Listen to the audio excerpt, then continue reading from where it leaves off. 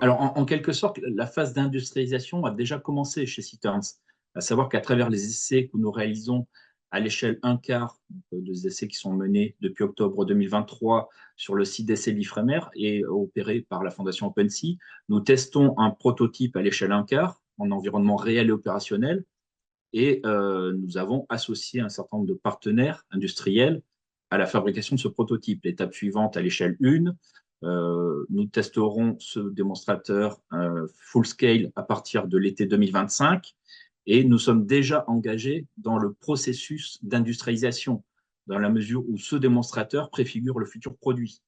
Donc, nous sommes déjà en train de constituer ce maillage de partenaires industriels qui vont nous permettre d'industrialiser de façon optimale notre produit.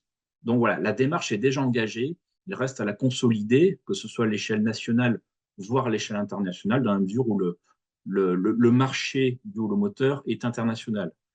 Concernant la place de ces énergies, donc à savoir le holomoteur, donc l'énergie holomotrice est assez présente dans le monde et de façon un petit peu plus spécifique, souvent sur les côtes est des zones océaniques. Savoir que, par exemple, si on regarde l'océan Atlantique, il y aura globalement davantage de ressources holomotrices sur la façade européenne que sur la façade américaine. Ça ne veut pas dire qu'il n'y a absolument aucun potentiel sur la façade américaine, mais l'énergie est davantage présente sur la façade française et plus globalement sur la façade européenne, du Danemark, de la Norvège jusqu'au Portugal, en passant par le Royaume-Uni, l'Irlande, la France, l'Espagne.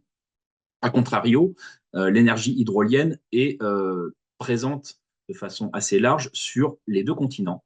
Je pense par exemple à la baie de Fundy qui présente un potentiel énorme, qui est peut-être même le gisement le plus important au monde, de même qu'en France. Il y a aussi l'Aura Blanchard ou le Fromber, donc qui présente des très gros potentiels, donc cette fois sur l'hydrolien.